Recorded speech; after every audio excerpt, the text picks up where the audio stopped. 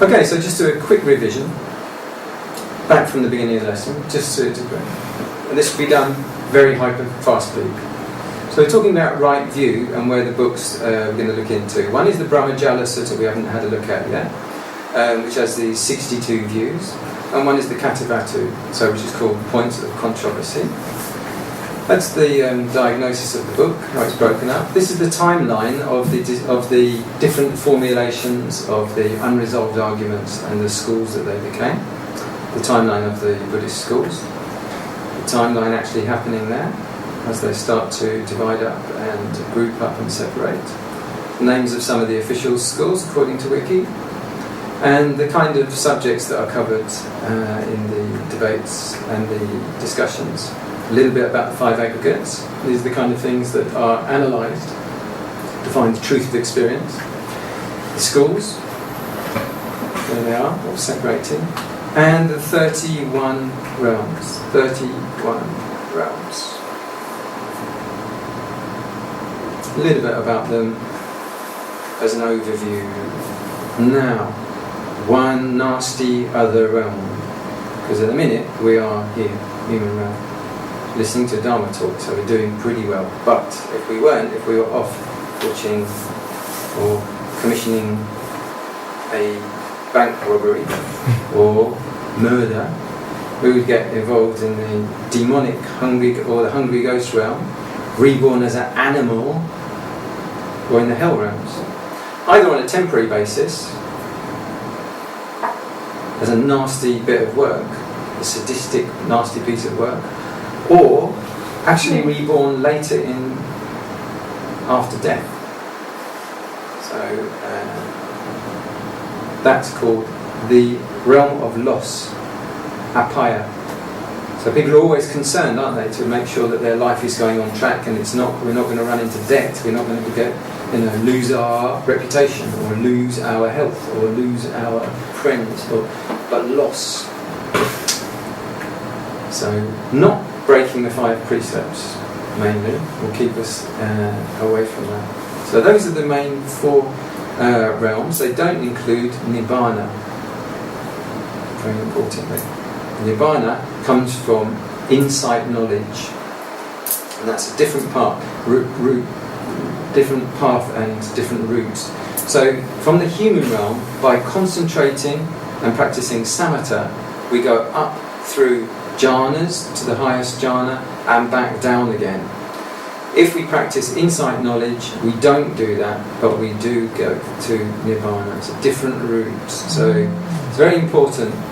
When you practice just insight, just Vipassanā, none of this applies, and it's called dry Vipassanā, just go directly to nibbana, and a very crunchy route, quite difficult route to see the dukkha, to see the suffering. But when we practice Vipassanā and Samatha, this combined practices is called wet Vipassanā, not dry Vipassanā, because you have some soothing relief, and then you have some hard work to do, and then soothing relief, and then hard work to do. So calm and insight. Calm and insight. So a more detailed view that is taken from access to insight. The highest realm there, arūpa loka. Rūpa is material, it rots with heat, meaning a rūpa. It's material form, like that. If you visualize an apple, it won't rot. If you've got a real apple and you leave it here on the table, it will go brown. So it's the material realm. Arūpa. How to get there, cause of rebirth in these ones: 4th formless jhana, 3rd, 2nd, 1st formless jhana. So infinite space, infinite consciousness, vijnāna cayatanupāga deva. And so the beings who practice these practices die and get reborn in those realms. The fine material world, rūpa loka, cause of rebirth here: 4th jhana, 3rd jhana, 3rd jhana, 3rd jhana. So the different names of the kind of devas that get reborn in ones. These ones are actually only for anagamis and arahants. And then the ones that are more relevant to people, very fruitful devas of great refulgent glory, and then unbounded glory, and then limited glory, and they gradually get less glorious. Streaming radiance, unbound radiance, limited radiance, still flickering there. Great Brahmā. One of this realm's most famous inhabitants is the great Brahmā, a deity of whose delusion leads him to regard himself as the all-powerful, all-seeing creator of the universe. Sorry guys, I know it's a Catholic country, but here comes the news. Then his ministers of Brahmā, and the retinue of Brahmā, beings in these planes enjoy varying degrees of jhanic bliss. So they're beings that go around with great willpower, radiating great light. And also, many of these great Brahmas, it talks about, we'll go into that later on and give you some more details.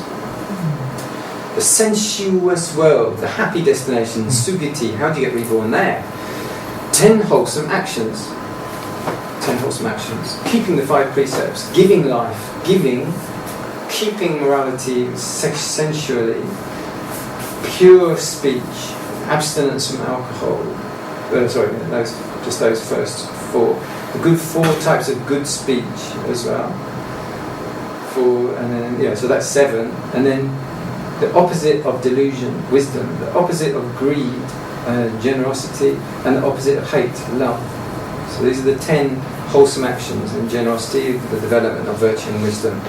So here we get the devas who enjoy sense pleasures created by others for them. They're so much merit, everybody just keeps giving to them. Devas delighting in creation, artists. These devas delight in the sense objects of their own creation. There they go, like writing poetry, singing songs, imagining beautiful things, and sitting in a meadow with a dandelion, reading poetry. A realm of pure delight and gaiety, contented devas. Bodhisattvas abide here prior to their final human birth. This is where the Bodhisattva Maitreya, the next Buddha, is said to dwell, even in the Theravāda that's said about. So these aren't just only states of mind, they are realms with lots of beings in them. Yama devas, these devas live in the air, free of all difficulties. 33 gods, Sakka, the king of the heavens, the devotee of the Buddha, presides over this realm. And here we go, this is actually the more artistic one, the home of Gandharvas, the celestial musicians, and the yakas and Triva. Many things going on there. Okay, and these ones have got form as well. They've got 4 limbs and they fly around. Not like some of the other ones are more like points of light that radiate. The human realm, you are here. Getting there. In case any of you do realise, or in case there's any devas in this one, we're not included in this one. So on. And then the asuras, the hungry ghosts. 10 unwholesome actions, the opposite ones of those good ones. The animal realm below that, because they're caught struggling in their lot, is very tough really. They're completely at the will of nature. Fight and flight, fight the survival of the fittest, pregnancy, it just goes on and on. Hell realm for murdering your parents, murdering an arahant, injuring the Buddha, or creating schism in the Sangha. This is all like that. It's about bad news. You get on there for a very, very, very, very long period of time. But none of them are eternal. Being quite awesome. And annoying to others. Yeah, that's it. Sniffing on a public place, using a mobile phone on a bus. Cause many annoying to others. Yay! That was a joke, wasn't it? More people to be reborn there. There's no shortage of space, believe me. So, these are the kind of things that the chapters are made up of. Language, a bit difficult to understand, and you can't derive too much from these chapter headings. A bit difficult to zoom in as well. Not really much. There's not that much I can do from these. A couple of them worth bringing up. And some of these like about 100 pages long now, so they're very, very nitty gritty and they're very pedantic, and also they're also unresolved at the end of it all as well. It's not that self-explanatory. Like some of them are like, if you create good karma, if you have good karma, can you create earth out of it? Can you create property or material just out of the good karma, or is it only something that happens in your mind? Does it actually create material things, or only emotions. Basically, questions like that.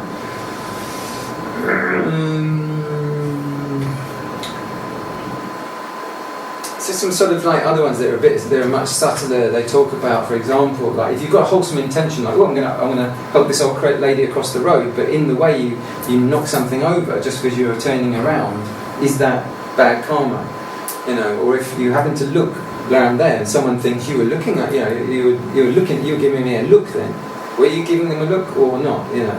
So some of you get subtle things like that are incurred, where they're basically trying to decide how does intention and karma work, because you've got a physical body that does a load of other things while you're doing your intention as well, and it might do things that you're not intending.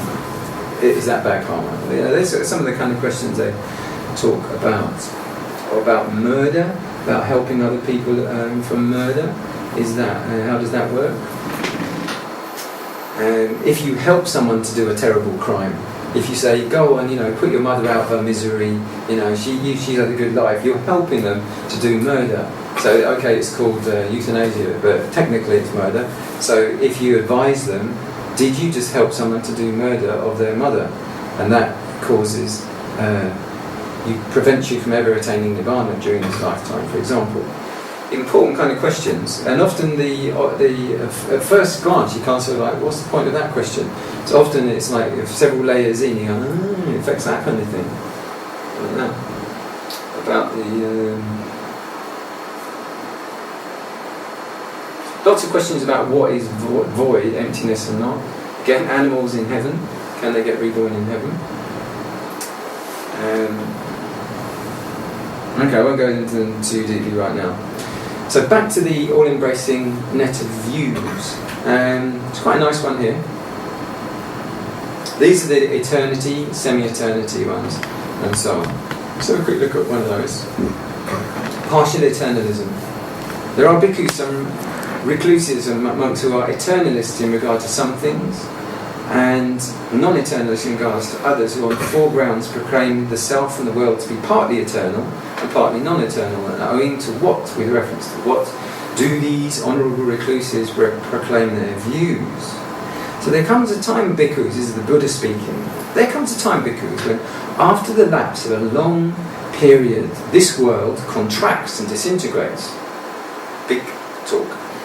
While the world is contracting, beings, for the most part, are reborn in the Vipassanā Brahma world. It's one of those radiant Brahma worlds. There they dwell, mind-made, feeding on rapture, self-luminous, moving through the air, abiding in glory, and they continue thus for a long, long period of time. But sooner or later, because after the lapse of a long period, there comes a time when this world begins to expand again. While the world is expanding, it means the universe is expanding. An empty palace of Brahmā appears. Then a certain being, due to the exhaustion of his lifespan or the exhaustion of his merit, passes away from the Abhasara plane and re-arises in the empty palace of Brahmā. There he dwells, mind-made, feeding on rapture, self-luminous, moving through the air, abiding in glory. And he continues thus for a long, long period of time. Then as a result of dwelling there all alone for so long a time, there arises in him dissatisfaction and agitation, and he yearns, oh, that other beings might come to this place. And just around that moment, due to the exhaustion of their lifespan or the exhaustion of their merit, certain other beings pass away from the Abhasara plane and re-arise in the palace of Brahmā in companionship with him.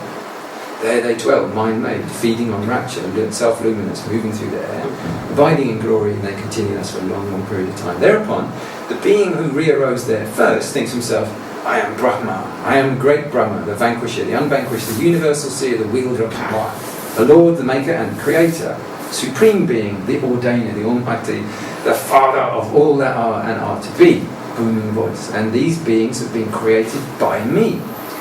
What is the reason? Because first I made the wish, oh, that other beings might come to this place. And after I made this resolution, now these beings have come. Actually, they just came there from the exhaustion of their merit. That's the reason they dropped in there. And the beings who re-arose there after him also think, this must be Brahmā, the great Brahmā, the vanquisher, etc., the ordainer, the father, and of all that are to be, and we have been created by him. What is this reason? Because we see that he was here first, and we appeared here after him. Here in Bhikkhus, the being who re-arose there first possessed longer life, greater beauty and greater authority than the beings who re-arose thereafter. Now there comes after a time, comes to pass after a certain being after passing away from that plane, takes rebirth in this world. Having come to this world, goes forth from home to homelessness, goes forth and meditates basically. And when he's gone forth, through diligent and right reflection, he attains such a degree of mental concentration that with his mind plus concentrate, he recollects his immediately preceding life, but none previous to that. And the Buddha could do that, but this one only remembers one life. And he speaks thus: we were created. He speaks thus: we were created by him, by Brahmā, the great Brahmā, the Almighty, the Father of all that are to be. He is permanent, he's stable, he's eternal, not subject to change, and he will remain the same, just like eternity itself. But we, who have been created by him and have come to this world, are impermanent, unstable, short-lived, and doomed to perish. So someone was here the other week asking about Brahma Kumaris. A Kumari is a princess, a Kumara is a prince. So this also relates to this. When you listen to the views and the way they describe things, it stems from this, where you have a Brahma, very, very powerful. These other beings are much flimsier karma, and they stay around, flitting around for a while, but they remember this thing like a sun, and then they come down and they take human, like physical birth, but they can recall that, and it's strong to their memory, and that's why they start singing praise and all sorts of things, and it's impressed on their memory. But the Buddha was able to remember past that, and he actually was able to. So this was talking about a contraction and expansion of a universe cycle, and he was able to recall 92 universe cycles, enormous periods of time. And then he said it just keeps going in the same reconnecting pattern. So he only went to 92, and he said enough. And seen how it works. And then the other ones, so those ones went by their karma, just but other ones were corrupted by play. They frolicked so much in there, and they also liked the look of the planets as well. So they desired to go in, but they play so much that they fall. And other ones, they get drunk from pleasure. So they actually start to, like basically that they can dwell for ages, but then they start having a form of sex, light sex, like that. And so that is so exciting to them. But the excitement makes them fall, and they get denser and denser energy, and so they fall. It's the next one. So the first one there was this, in the first case, they're corrupted by play, excessive indulging in delights of laughter and play, like this. And then the second one,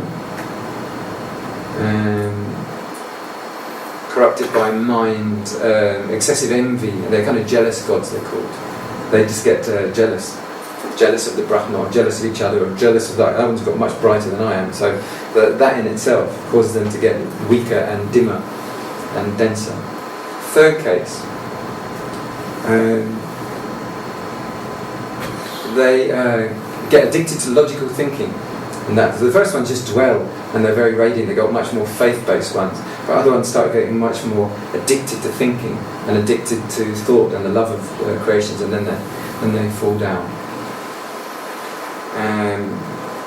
Alright, so a little bit of idea about how the views work for now, and then the rest of the 62 are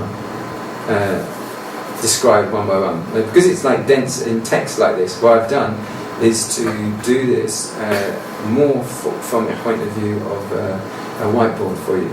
So just to show you where this is, Digha Nikaya, book 1, number 1. Looks like that. Not much you can say about it because it's all in Pali. All the different kinds of views are listed there. Some schools for you. I'll come back to the Brahmajāla. So now this is where the Kathāvatthu is. Abhidhamma, Kathāvatthu. Abhidhamma, higher Dhamma. A little bit about it. It was compiled by someone called Moggalī pt2, tradition ascribes it, under King Asoka at the end of the third council, and King Asoka had noticed that there were lots of views among the people. He spoke to monks, and he was pretty sure that they weren't describing the right kind of teaching. So he asked the Moggali Puttatessa, who was more than 70 years old at that time, to examine them. And he would examine them, cross-examine them, and he'd just throw them out of the Sangha. So like, you're heretical views. So it's a kind of a time of like an inquisition, kind of at the time. Here's about the Mahayana. So as you saw, it was one of those schools. And it was about Vinaya, it was about rules that they split there. Many scholars also looked to the Mahayana branch for the initial development of Mahayana Buddhism, so there's a bit of truth in that.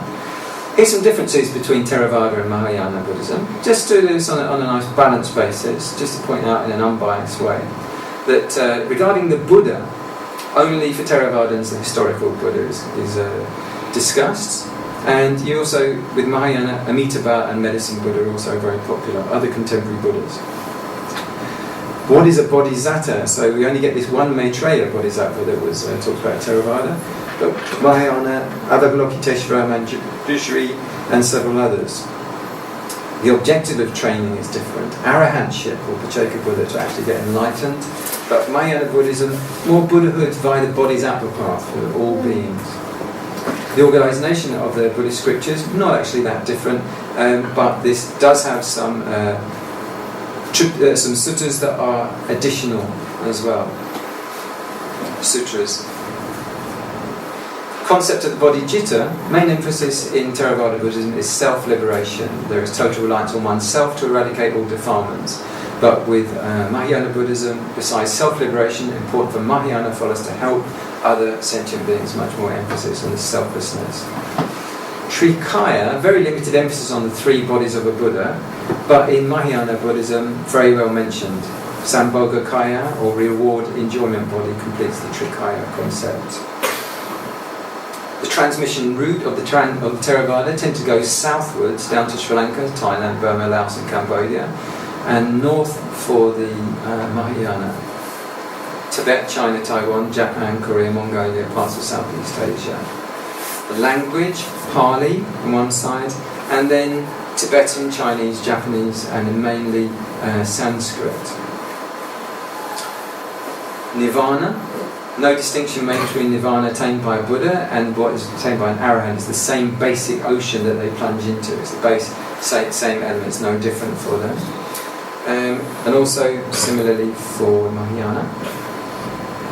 Sakyamuni Buddha's disciples basically were historical beings. They were really existent people. But for the Mahayana, a lot of bodhisattvas are included, introduced by Sakyamuni Buddha. And most of these are not historical figures. They tend to be deities and so on like that, not actual physical walking beings. The rituals, not so much rituals with Theravāda, still some, but owing to local cultural references, there is much more emphasis on the use of rituals like ringing bells, rituals for the deceased, feeding of petters, hungry ghosts, tantric formalities and so on like this. Much more elaborate rituals. Use of mantras and mudras like a charm like Om, Om, Om, Om or something like this, or the use of the hand shapes in specific things and practices. Some equivalent use in the paritas with mantras as protection, the sound for protection, and there are some in the hands of the statues of the Buddha, but much more heavily practiced in the Vajrayana school and other schools that have introduced mantras into their daily liturgy. You do get some Buddho, Buddho, Buddho, Namo, Namo as well. Dying and death aspects, not really much in the Theravāda, loads in the Mahayana. Vajrayana school particularly meticulous in this area. Very deep, lots of detail about it. The Bardo, 14th here, in Theravāda, rebirth is almost instant. Basically, it's instant, whether you're reborn on a celestial plane or a hell realm or a womb. With all Mahayana schools teach this in-between state, this bardo, sometimes 40 days, but it varies, where you get this dwelling in-between state where you can review and make up and all sorts of different things, but very important for the Mahayana. 1 meal a day practice, normally for Theravāda Sanghas. Mahayana often have an evening meal. Vegetarianism is not obligatory. Sometimes it's practiced in Theravāda, sometimes not. You've got the option, basically, but very well observed in Mahayana schools. Focus on worship in the temple. Focus of worship in the temple. Simple layout with the image of a Buddha up at the front with Theravāda, and with Mahayana much more complex, much more statuary around. That's a bit of a generalisation, I'd say, actually. School sects of this tradition. Major school following years of attrition, reducing the number from as high as 18 for the Theravāda, stemming down to the Theravāda. And with Mahayana, 8 major Chinese schools based on the partial doctrines, sutras, sastras and Vinaya, and the 4 schools inclined towards practices like Pure Land, Amitabha, Chan, Vajrayana and Vinaya, are more popular than the philosophy-based schools like Tiantai, Abhatangsaka and Yogacara and Madhyamika. I didn't say that, Avantasaka. Non-Buddhist influences, mainly pre-Buddhism Indian Brahmin influences. So a lot of the talk about yakas, gandhabas, devas and the guardians of the 4 directions, and so many Brahminical things are influenced in there as well. Many terms like karma, sangha were prevailing terms during Sakyamuni Buddha's lifetime, and references were made from Vedas and Upanishads. With China, Confucianism and Taoism exerted some influence on Buddhism, and that also happened in Japan and Tibet. Buddha nature, you don't hear about in Theravāda, and Buddha nature, like a dog might have Buddha nature, plants are heavily stressed, particularly by schools inclined towards practices. Should we take a bit of a break there before going on? I wish you all very well. Do apologise any errors included in that, but I think it's a fairly good wrap up as an overall introduction, and a little bit deeper in as we start to explore into this complex, multifaceted subject of the foundations of the Buddhist culture. So we just finished with 3 times of Namo Tassa Bhagavato Arahato Samma Sambuddhassa. Namo Tassa Bhagavato Arahato Samma Sambuddhassa. Namo Tassa Bhagavato Arahato Samma Sambuddhassa.